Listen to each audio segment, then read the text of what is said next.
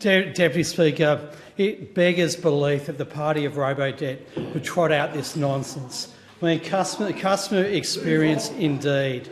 This motion and the speeches in favour of it underscore the approach the Liberals have to the Australian public service and the people who work for critical organisations such as Services Australia.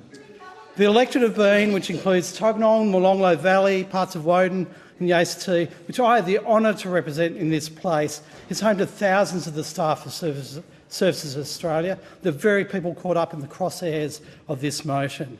Services Australia employs over 4,300 people in the ACT, with several workplaces in the electorate of Bean, including the Reece Street offices, the Caroline Chisholm Centre and the Louisa Lawson building. I know and talk to hundreds of Services Australia employees. I and all my Labor colleagues understand and value the contribution they are making to this nation every day. This motion and the rhetoric surrounding it from the members opposite exhibits the negativity and contempt for the staff of this agency. Deputy Speaker, in prosecuting this motion, the Liberals choose to cherry-pick data and make out that Services Australia has somehow collapsed after the Liberals left office. What nonsense.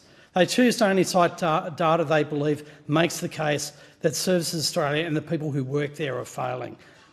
And the reason for this is they want to take political points off this government and score cheap points at the expense of hard-working public servants. They ignore the reality of what is happening. They ignore the real figures that don't suit their political conspiracy. But thankfully, my colleague, the member for Canberra, corrected the record.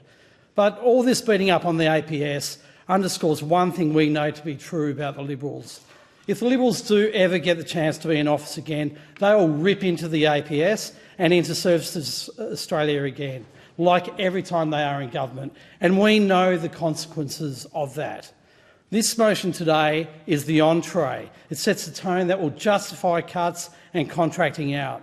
If the Liberals get back into office, the nation will suffer again at the hands of a political party that to its core disrespects public servants and wants to talk them down at every turn. When they get into power, they always turn this attitude into cuts. And Deputy Speaker, I hope that as many residents of Bean as possible are listening to this debate. I'll certainly be bringing it to the attention of my community because it gives a real insight into what the Liberals think they will do if they get back into office. It will be bad news for Australia and bad news for the workers at Services Australia, many of whom live in my electorate of Bean. In this debate, my colleagues have been addressing the many myths in this motion about service delivery at Services Australia.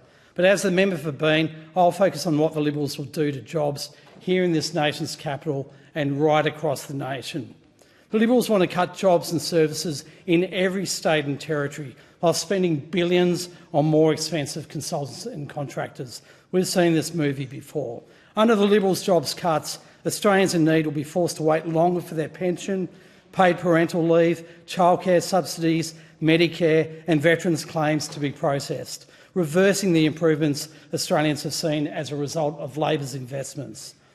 Liberals' use of consultants and contractors comes at a costly premium without offering the value for money that taxpayers expect. And what does it lead to? It leads to robo-debt and backlogs across Services Australia, veterans' claims, visa processing and passport processing, all the issues that we have had to clean up in this term of government. So, Deputy Speaker, in a nutshell, what does the Liberal Party want to do if they return to government, and what will they do to the actual job of government? Well, they want to cut 36,000 jobs, which would work out to be around 20% of the APS. And what might that look like?